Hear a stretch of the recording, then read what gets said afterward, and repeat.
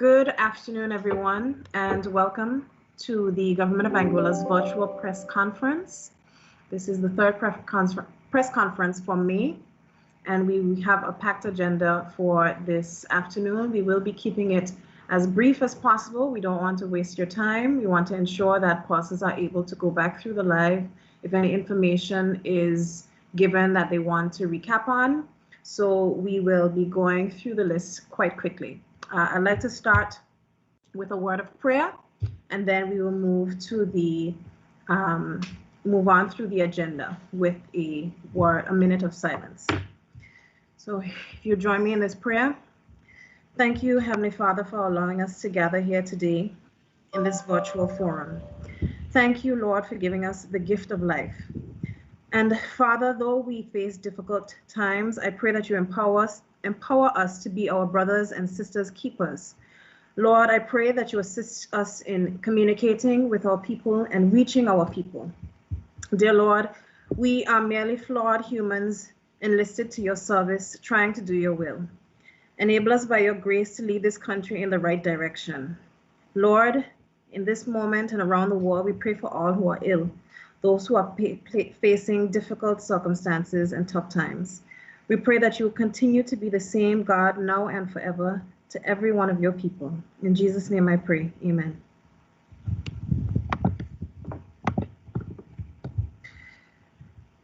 At this moment, we are going to have a moment of silence for the former Chief Minister of Anguilla, the Honorable Hubert Benjamin Hughes, a true patriot fighting for Anguillians both here and abroad. So please join with me in a moment of silence.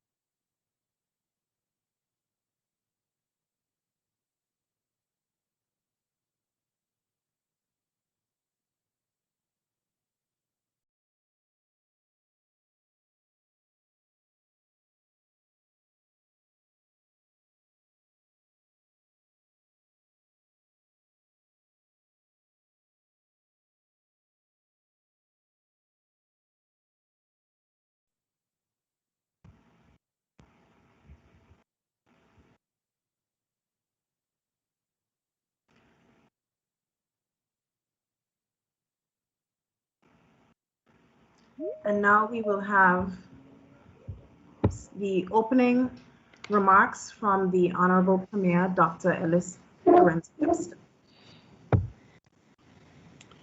Good afternoon. It's a pleasure again. Just hold 1 second, let me turn this down.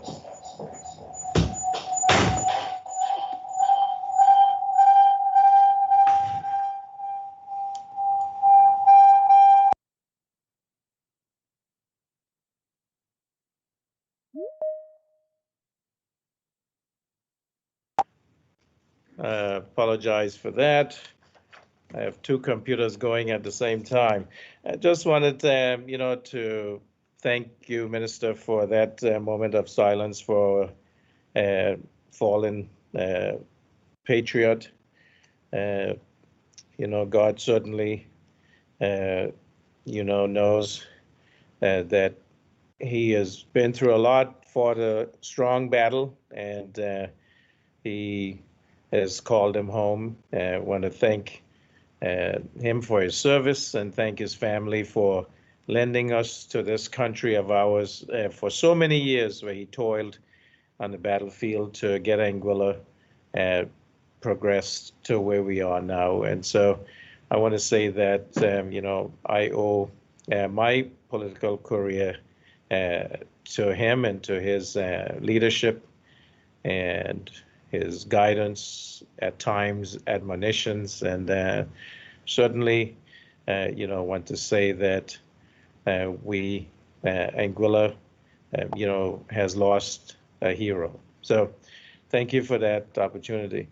Today, we continue with the press conferences to update people of Anguilla regarding COVID status and cluster, and the health team will give updates on that.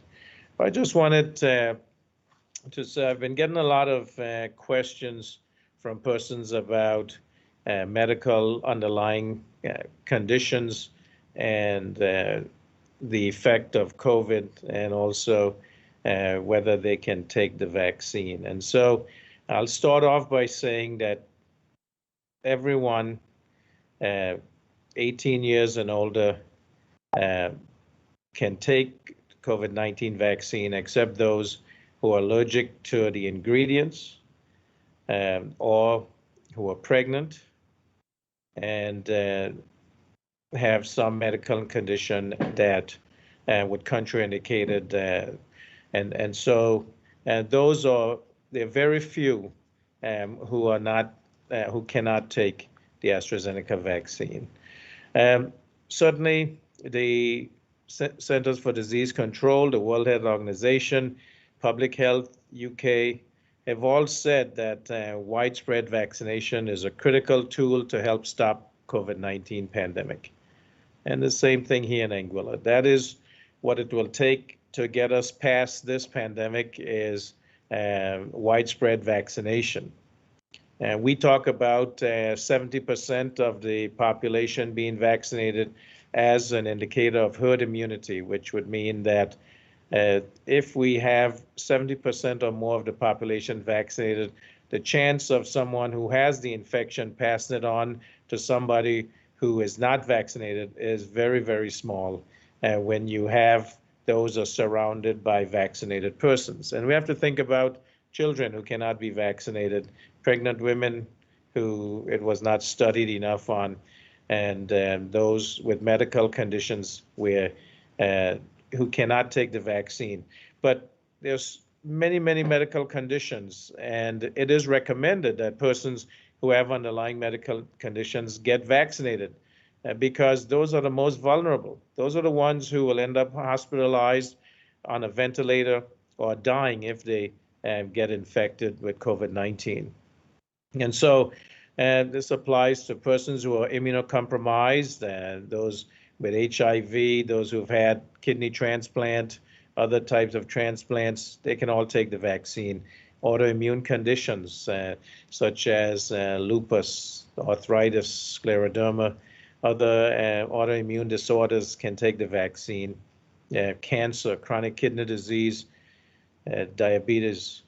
Of significant importance, those with chronic lung disease like asthma, COPD, emphysema, those should take the vaccine because those are the ones, if they got infected, who are at highest risk that they will not make it.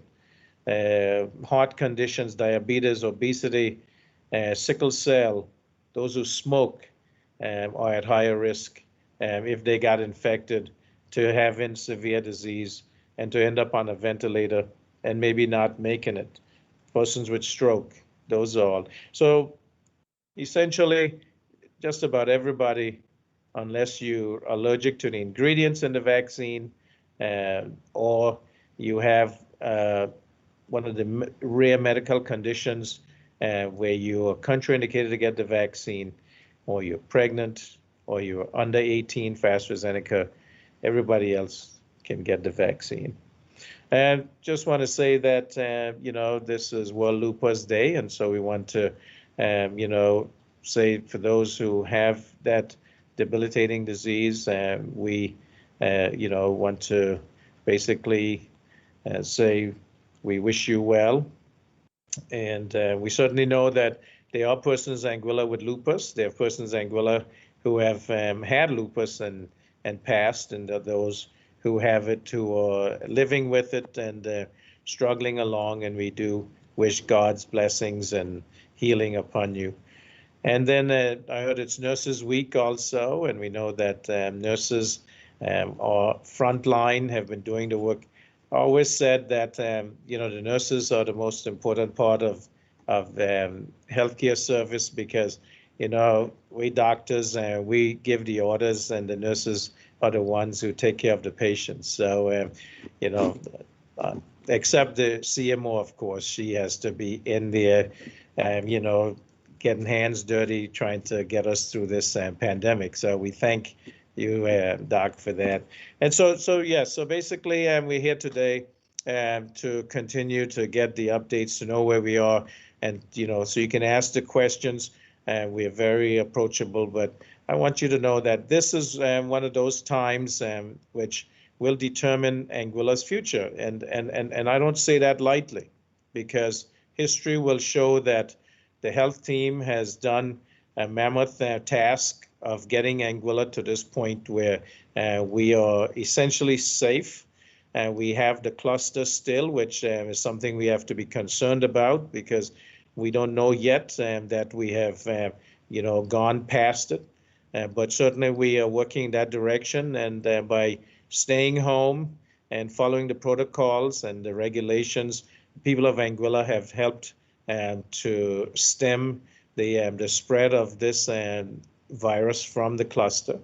And I want to thank you for that from the bottom of my heart. And those of you who are getting vaccinated, I want to thank you for doing that also, because that gives us the opportunity to protect our health, protect the health of those around you, and to get Anguilla back to a state of normalcy. So I want to thank you for this opportunity, and certainly we'll talk more.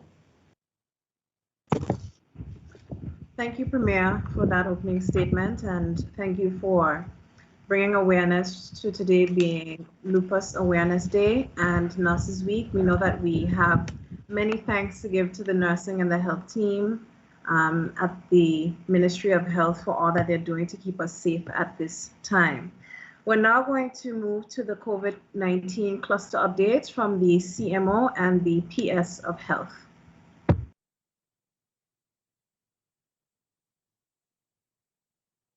Okay, good afternoon, everyone.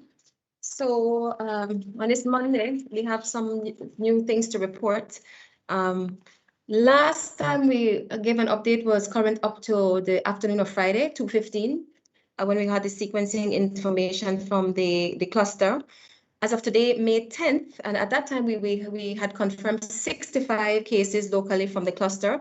Today we're up to 76 cases from the cluster detected locally. In addition to that, we had 2 persons walking at midday from a same household that tested positive and are under investigation. So the team is now doing the follow-up and so on to see they're linked to the cluster, but we'll see at a minimum that this is a slight expansion of the cluster, and I'll tell you why. Because as of 2:16 on Friday, when we spoke about 65 cases, over the weekend, Friday evening into Saturday, we received an additional 11 positives, but these were household contacts. These are 11 positives spread amongst 4 households. So that was not surprising in a sense that, that's the most high-risk contact. And again, it reinforced the reason for us saying we tested persons, they were identified as contacts, and we've said they have to be quarantined, while the case identified in the household was supposed to be isolated. So that did play out. We were not expecting, we're not happy for the climb in cases, but it was not a deterioration of the situation, as it were. So 11 more cases across 4 households between Friday evening and even up to this morning. Most of those persons you can see from the results that they're more or less recovered. And most of the persons originally identified in the contact in the cluster, 49 of them are also considered recovered. So at the time of writing now, we're up to 109 confirmed cases, 87 recovered and 22 considered active at this time. That is after having screened more than 1,460 persons since the 21st of April. As we said before, of the 3 persons hospitalized, 2 have gone home and 1 is scheduled for discharge today. We noted last time that we're dealing with a variant of interest. Let me get that long name for you. The lineage is B1.526.1 and it's a variant first discovered in the US. So it's a variant of interest, not a variant of concern. And we said the main distinguishing feature is that with the variants of concern, you're already seeing worrying patterns with regards to bigger outbreaks, more hospitalizations, more deaths, and very worrying questions as to whether your vaccines will be effective. So we're not dealing with the UK variant, the variant discovered in the UK. We're not dealing with the variant discovered in South Africa. We're not dealing with the triple mutant variant that's wreaking havoc in India and so on and so forth. So we're still good on that score. I'm going to pause now for any questions. Oh, you said at the end, sorry. So with regards to vaccinations, we continue to see an increase in terms of uptake and registrations. We're now at 8,339 persons registered. Of those, 7,699 have received their first dose. That's 61% of the target population. We want to reach 100% or close to that of the target population. So we're at almost, well, 7,700, and that information is not current up to date just because we have to put data in at the end of the day. So that number will increase by the end of today. So we have 7,699 persons having received a first dose and 3,638 persons, almost 30% of our target population having received a second dose. So I'm going to pause it there and ask the PS to continue. Thank you very much, Chief Medical Officer. I really won't make too many remarks at this point in time. Simply to say that on behalf of the Ministry of Health and our staff here, we also like to extend condolences to the Hughes' family, to former Chief Minister Hughes, who certainly not only as Premier, but he was also Minister of Health for some time as well in his last administration, as you recall. So the staff here would have worked directly with him. And of course, we would have worked with him before in the previous administration as Chief Minister as well. So on behalf of the staff here at the Ministry of Health, the Health Authority, we'd like to extend condolences to the Hughes family for the work that Mr. Hughes has done in his many, many decades of service to the people of Angola and to the people of the region. Certainly as a stalwart in regional unification and regional work here as well. Just in terms of vaccination, we'd just like to say this morning was a very good morning for first doses. Up to midday, they're already given 170 first doses up to midday today, and I'm certain by this afternoon that will certainly be over 200 first doses. And we want to thank the people of Angola for, raising and rising to the call and coming out to be vaccinated. It is the major plank. It is a major policy of the government right now in order to get us back on a sound footing. So I want to thank those persons for coming out this morning, for getting their first doses, and we ask others to come out as well. Thank you very much, Minister Rogers. Thank you, CMO, and thank you, PS of Health, for your continued work and your surveillance of the COVID-19 cluster in Anguilla. I just wanted to go back and reemphasize something that the CMO said. She spoke about 76 cases from the cluster, and the fact that part of that came from an additional 11 cases. But she also emphasized about 22 active cases. So there is a question whether or not you can explain what you mean by 22 active cases, very briefly. Okay, so the number we gave, which were at 109 overall, 76 from the cluster and 2 under investigation because they just walked in and we're doing the work, the surveillance and contact tracing. Those are confirmed cases. At some point in time during the evolution of the infection, persons are expected to have recovered. This is after having spent upwards of 10 days in isolation. We are still using a 14-day benchmark, even though the UK and US would have dropped theirs to 10 days with a less than 2% risk that person is still infectious. So over 10 days of isolation, they're no longer symptomatic for the preceding 3 days, and that's with or without testing. We also test, and the testing gives us a good idea of infectiousness. So those things together is why we can comfortably say when persons are recovered from the infection. Thank you, CMO. We now have I know there was a lot of concern in the community as it relates to persons with chronic illnesses and chronic diseases with COVID-19. And we have someone who has a chronic disease or chronic illness who wants to kind of give some information to the public in relation to that particular aspect. So we have Mr. John C. Lake for a moment. You can start. Good afternoon, radio listeners. I would like to thank the Honorable Premier and the health team for inviting me here. My name is John C. Lake, affectionately known as POW. I represent the Anguilla Community Action Network to support persons who are living with chronic disease. This afternoon, I'm glad for this privilege to share some updates. But before I share that, I would like to send a special condolences to the past Chief Minister, the Honorable Hubert Hughes, our condolences from the Anguilla Community Action Network. This afternoon, I want to highlight, I've listened to a lot of things concerning vaccines. I too has taken the vaccine, the 2 doses. I have 2 underlying conditions. Living with HIV, 27 years, and also a cancer survivor for 13 years.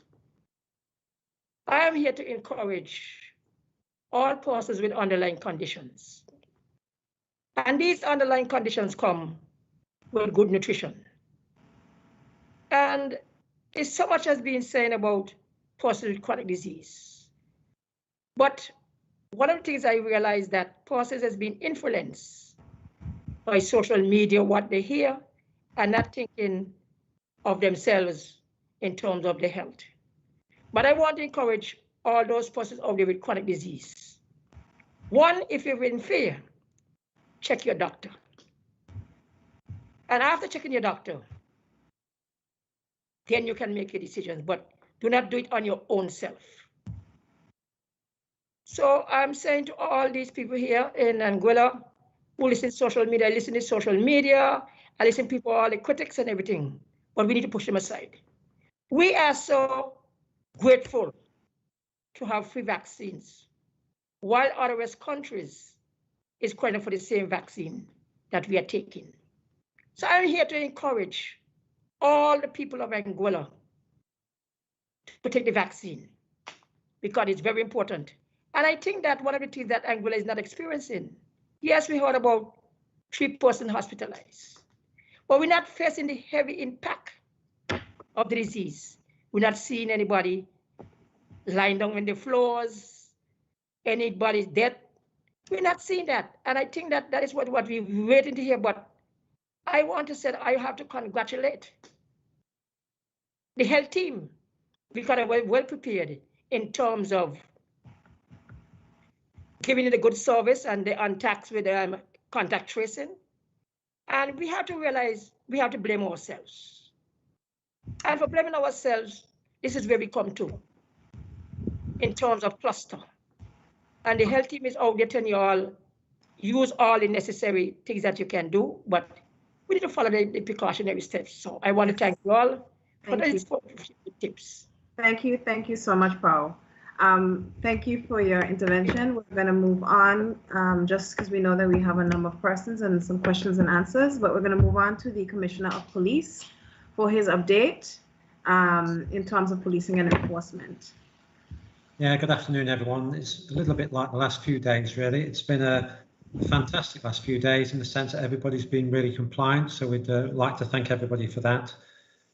Yesterday, in the last 24 hours, we did 6 land patrols, we've done 2 vehicle checkpoints, we have stopped a total of 23 vehicles, and we've had no specific breaches, which is really good news, and partly due to the slight relaxation in the regulations.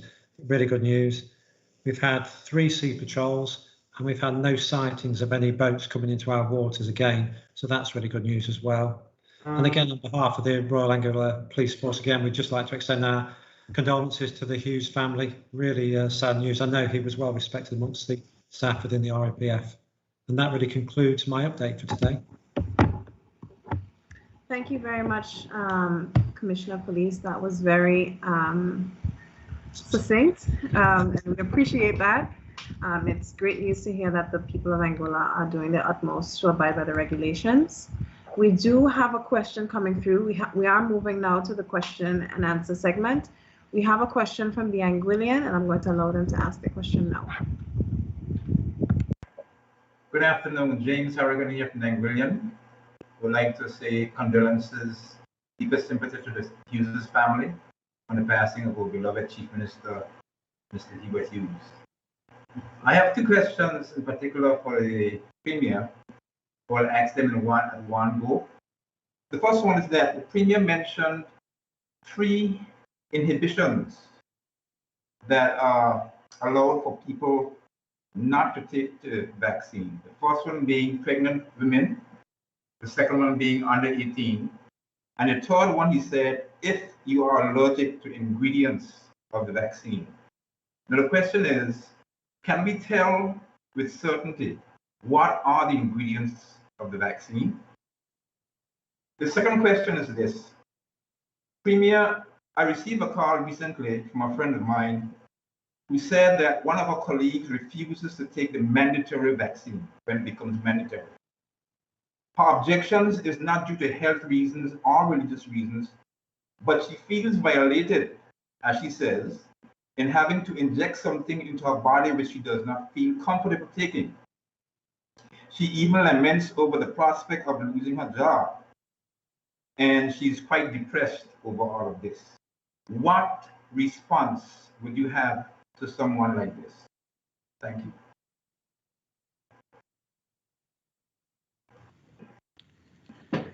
Thank you very much, Mr. Harrigan. And those are good questions. In terms of the ingredients of the vaccine, we certainly, if you look it up, you can see what's in it.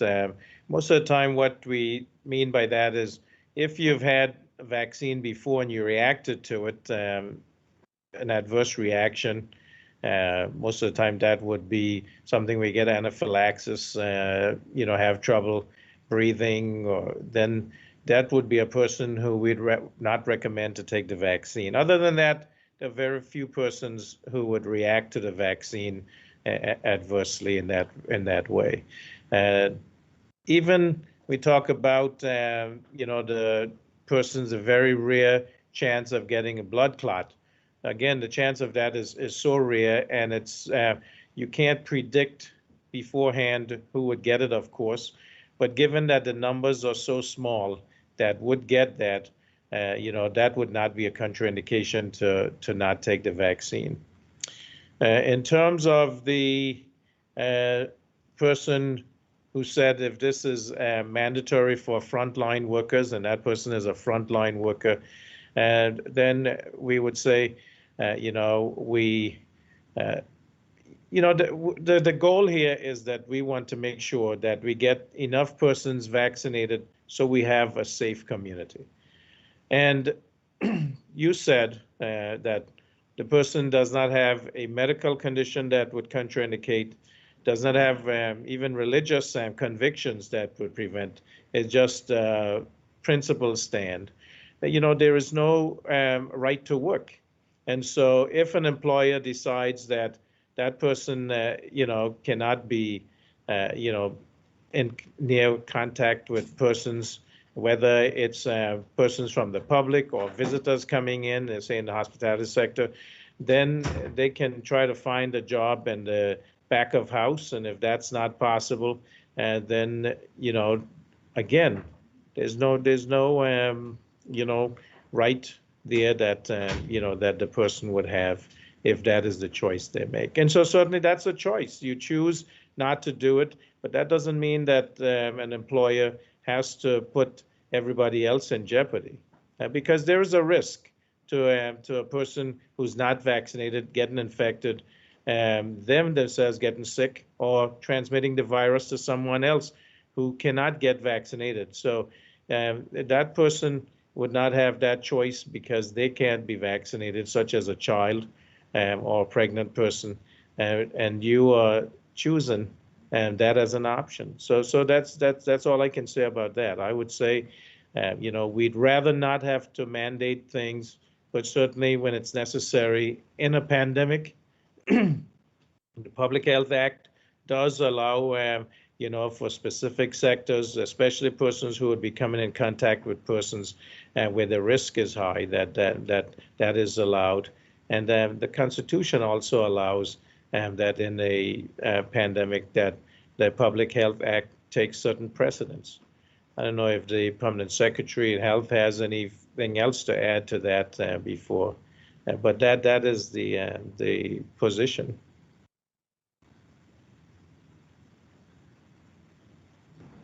Thank you very much, Premier. I just would touch on some of the ingredients in the vaccine, and I would implore people to look it up. It's not something that's out of the extraordinary. In particular, with regard to the AstraZeneca one, it's a modified adenovirus that we use all the time to get a genetic code into of the spike virus, spike of the coronavirus, that you can elicit an immune response.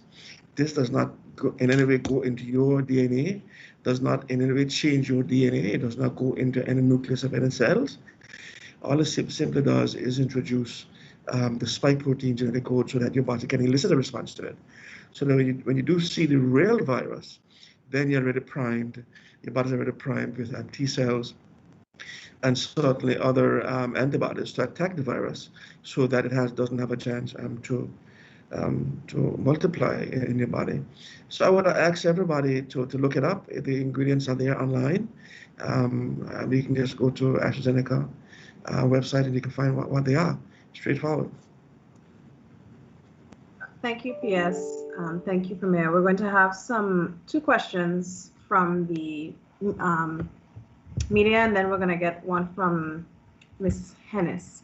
So the question was asked, can you tell us, and this is to the health team, can you tell us the treatment procedure for dealing with COVID positive persons that don't have a compromised immune system? And how have persons been recovering who are not vaccinated? It's two questions. First of all, we had the the supportive treatment, including dexamethasone, quite fortuitously. That is an old drug, an old steroid that has been seen as a game changer. Luckily, we had 3 persons with that degree of respiratory distress. And so we were able to manage, the health authority colleagues were able to manage them comfortably. And they are just about the last person is going to be discharged from the hospital. The other persons are recovering nicely, and that is a blessing. I think once again, Anguilla is blessed, but this hinges on a couple of things. Remember that if we continue with this epidemic situation, we right now in Anguilla are fortunate that this cluster did not involve any of the variants or mutations out there that will cause severe disease and death. Other countries are grappling with that, 1. 2, the crux of the matter why the vaccination has become so much of an exit strategy for the world is because it is known if we continue to have this virus continue to mutate all over the world, we will be increasingly faced with the prospect of more and more deadly variants. So that's extremely important. So yes, we've dodged yet another bullet for the time being. So it's also critical to look at the type of strain that came in this time, and to note that it's almost like a ticking time bomb. We don't know when these things are going to be introduced. Right now, we got a word out in there that is a triple mutant. Triple mutant, what's that? So that's the most recent feedback from the WHO. The understanding is that once viruses are allowed to mutate, then they will do so. That is why it's so important for us on a global level to get this thing under control. And it's going to be a combination of vaccinating and a combination of the public health measures until you can vaccinate. So we cannot allow this virus to keep mutating and moving around as it has. And that is why it is so critical for the vaccination at this point in time from a health perspective, as well as the constraints on the economies. So we need people to bear that in mind as well. Thank you, PS. One other question we have is, maybe this is for the Commissioner of Police in relation to our update on the illegal entry, whether or not anything has been received from St. Martin. I said at one of the previous conferences I've done, we're going to leave this alone until the health committee, the health department here have the time to spend with us. And then obviously, again, we have to respect people's privacy and their right to have that medical information kept private. The MLA, which is the letter of authority that's given across to St. Martin to allow us to access some CCTV, I understand that's been signed, but I'll check that. I understand that's been signed to be able to allow us to get some information. And again, the third part of this was really asking people to submit information to our confidential email line, because we have information rather than intelligence that people have potentially breached these borders, and that's been going on for a while. But what we don't seem to have, we have rumours rather than people coming forward to tell us. So that's why it's so important to have that confidential email line and people sending us information, which is www.gov.ai/911. That was www.gov.ai/911. And it is this situation really where the public have the information, the public choose not to give us the information, and as a consequence, there probably have been some breaches of those borders. But the public do know who those people are, and they've not come forward and given us that information. So we will do the inquiries. The information will be treated confidentially. We will pick when we think it's the right time to have a conversation with the health department to see if they can release any information. And we will pursue the inquiries within St. Martin. But the most information that's available about this, and I think the Premier, the health team, etc., have stressed just how important it is to make sure we keep the borders tight and safe whilst people are being vaccinated, and the vaccination rates are too low at this point in time to make people feel safe. But the most amount of information that people have about these breaches is within the community, and people quite simply are not coming forward.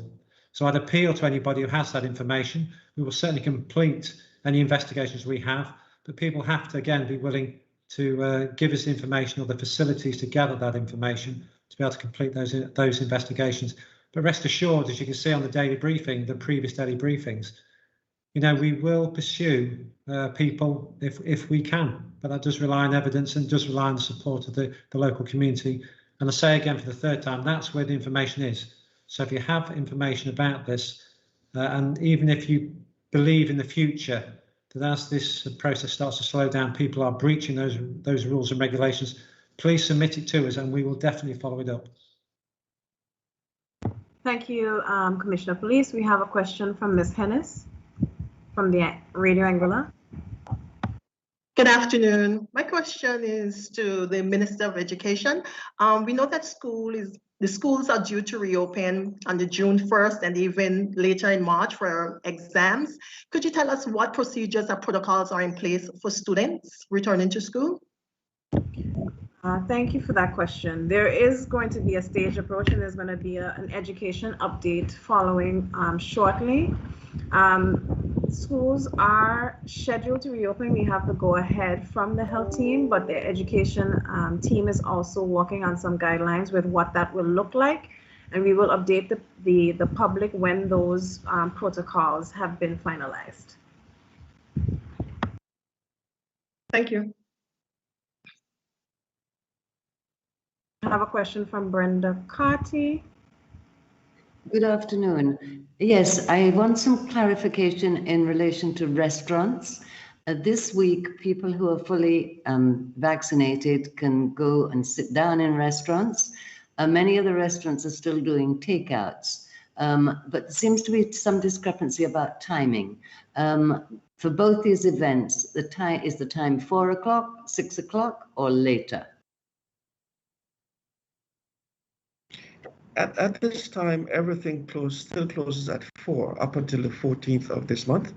Everything closes at 4. 6 o'clock is to allow people to get home, finish their work. If they finish dining, if they have to close up restaurants, close up shops, you have that 2-hour period to get home.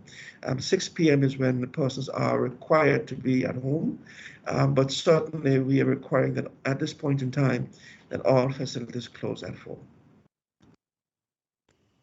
Thank you. Thank you. Thank you, PS. We have a question from radio. Another question from Ms. Hennis. Saw the hand. The hand's still up, or is that an old hand? Oh, sorry. Yes, I wanted to ask a follow-up question pertaining to what I asked on the reopening of schools. I know last week one of our colleagues asked about whether teachers are considered to be on the front lines, and Mr. Rogers said yes, because they're dealing with a large group of vulnerable people, I guess, children. I'm just wondering, are teachers required to take the vaccine?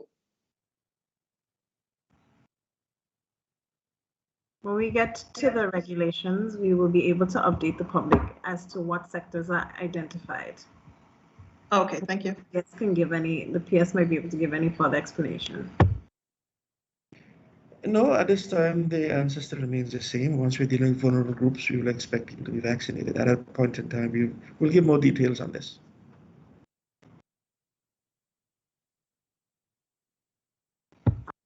And from the Anguillian. My question is also related to education. For the past weeks now, we've been on conferences with the COVID-19 issues. When school reopens, would there be a social distancing in the school? Will children be required to wear masks like they're doing now? And another thing is that, is there any plan for the health reform in schools, or education process for health reform for the children in the school that youngsters can benefit from for their health in the future?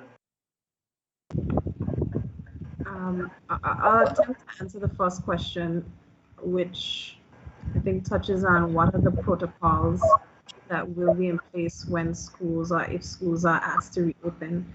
And those are what the health team and I are currently working on in relation to what it's going to look like.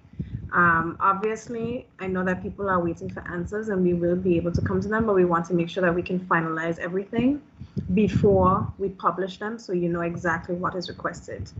As it relates to health reform in school, I'm not 100% sure what you mean.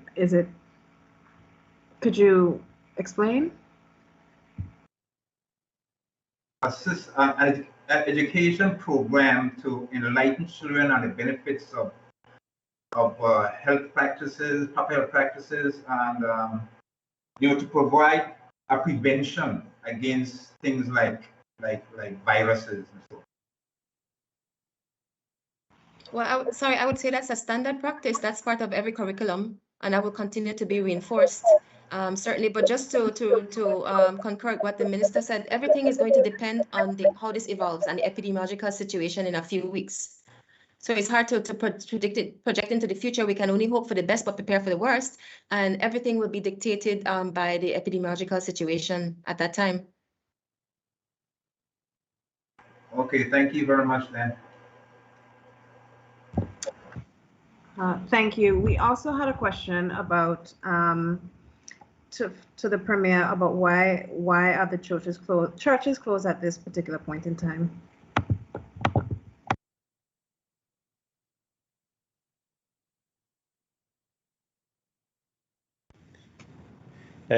Thank you very much for that question.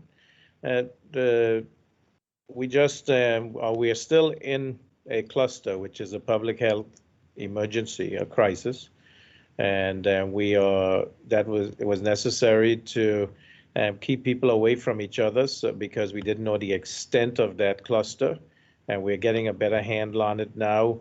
But still, it is still possible for there to be persons who are positive infected out there that we have not isolated. And that's because some persons may have been asymptomatic or didn't come in to get tested. And so we have to still continue to contact tracing.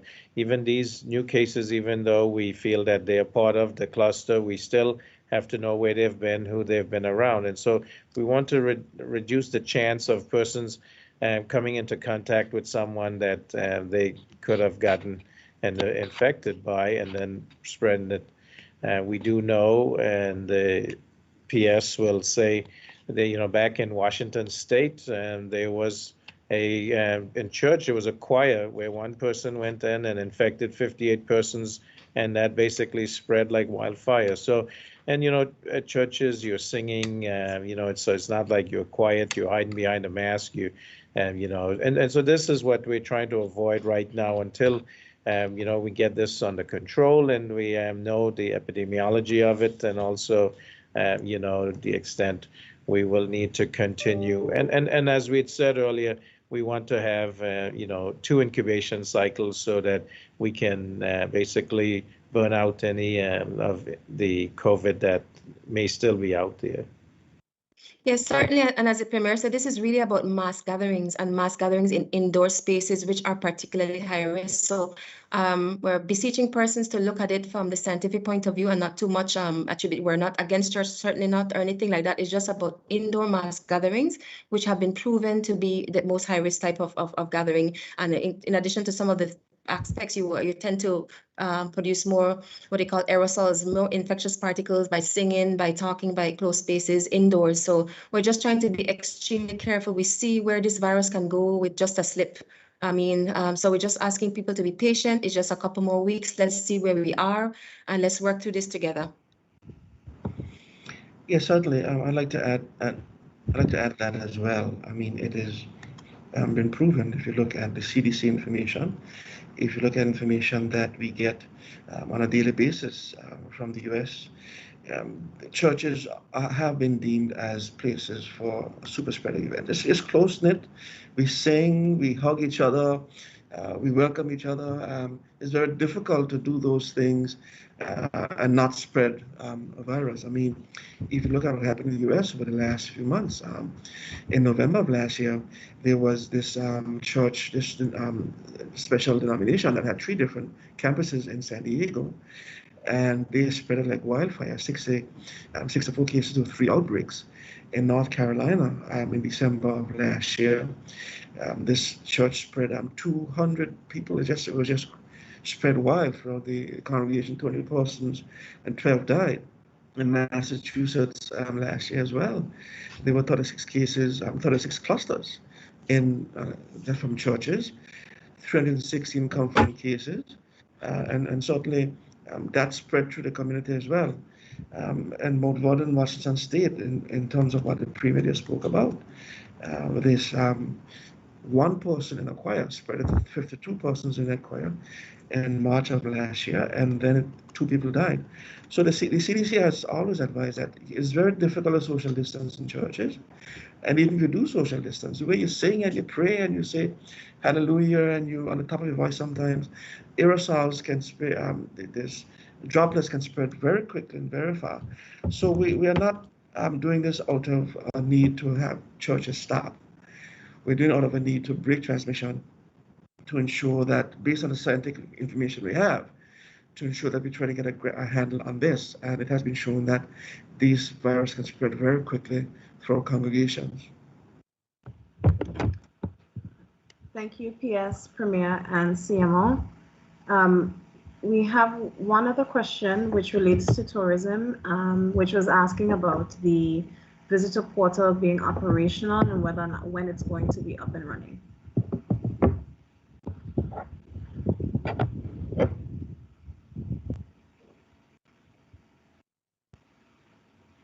So in terms of the visitor portal, we are working on that right now. And in fact, I spoke with the Deputy Governor today, and it should be up this week.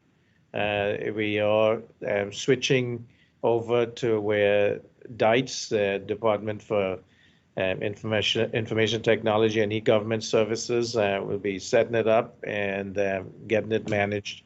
And so, yeah, so just to, assure the hospitality sector and the community that we are working on that. It will be up. The plan is this week, and we will be taking bookings. That's registration of persons who are applying to come into Anguilla for the 25th of May and onward. Thank you, Premier. So we have gone through, we have one more, is that an old hand I see from the Anguilla? I'm going to entertain one more question and then we're going to go into closing remarks. I'll ask the Anguillian to ask their question at this point in time.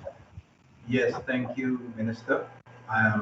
The question that I have is actually related to a news story that came from the Irish Times. I don't know if you are aware of it, but the Irish Times have said that many countries have been allowed to come to Ireland without quarantine. However, it says passengers arriving from the state of Nepal and Anguilla from Wednesday were required to enter mandatory hotel quarantine. Now, is it a possible mistake, or is it? How do you defend that? No, I haven't been alerted to that, to be quite frank, so I would have to look into that. It would be very strange for us to be the only 2 countries in the world to be on that quarantine list. That would be a bit bizarre. So I would really look into it because if you're looking at cases and community transmission and variants and so on, we certainly would not be the only 2 countries that would be on a list such as that. So that's hard to comprehend why only those countries were mentioned if that were the case. So I really have to look into that. That hasn't been brought to my attention before today. We were wondering if it was Angola instead of Anguilla, because sometimes those 2 country names get mixed up per chance. Even so, given what's going on today, that's a very strange list. So I really want, we'd have to look into that. It's a strange one. Okay, thank you very much. Thank you, CMO. And thank you for everyone for listening. We've had a session as we continue to keep you informed about COVID-19 and the cluster. As you know, a lot of the protocols that are in place are simply in place to protect us. They're not something that we want to have in place forever. Although we know that the changing nature of COVID-19 is changing the way we do things here in Angola and around the world. We want to and we have to be able to balance the health of our nation and the need of our people to have an economy that works. But of course, our emphasis has to be on making sure that everybody is healthy, because if you're ill and you can't work, we want to be able to prevent people from being ill. So at this point in time, I'd like to move over to the Honorable Premier for the closing statement.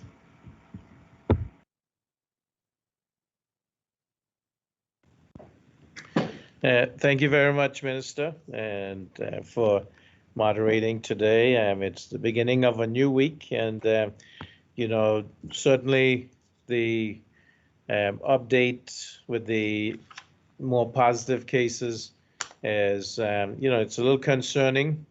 If there's any good news, the news would be that it is persons that we already were in quarantine, and but this disease is one that can cause severe long-term effects, can cause persons to become hospitalized, can even cause them to die. And so we need to take this all seriously. And I know there's pushback on the vaccine from some areas, and I try my best to say, that this is the only way that we can get through this, get vaccinated, follow the protocols of the hand washing, the mask wearing, and also social distancing. And, it's not hard for us to do these things. I mean, in the UK and the US, they've been following these protocols now for, almost a year and a half. We have just been doing it for we are in the 3rd week now.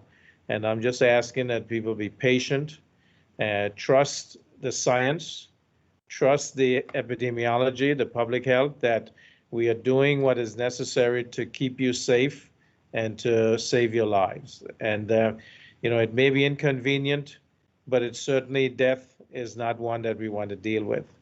Again, I want to say thank everyone for coming, the media, the Permanent Secretary in Health, the Chief Medical Officer, Commissioner of Police. I want to thank John C. Lake Powell for his testimonial, because, as I said, he has 2 chronic diseases, and he would be in the category, and age-wise also, where he has a higher risk of having severe disease, becoming hospitalized, and dying if he was to get this. And he has done the responsible thing and gotten vaccinated. So we all should follow that example. He was one of the first to get vaccinated, and I know he was there on February 5th, just like the rest of us, to do it. And so I want to thank you again. I want to wish condolences again to our fallen hero, the late Honorable Hubert Benjamin Hughes. I want to say condolences to his family, to our Minister of Infrastructure and Tourism, the Honorable Hayden Hughes. He's lost his father, he's lost his mentor, and so we want to, hold him up as he goes through his time.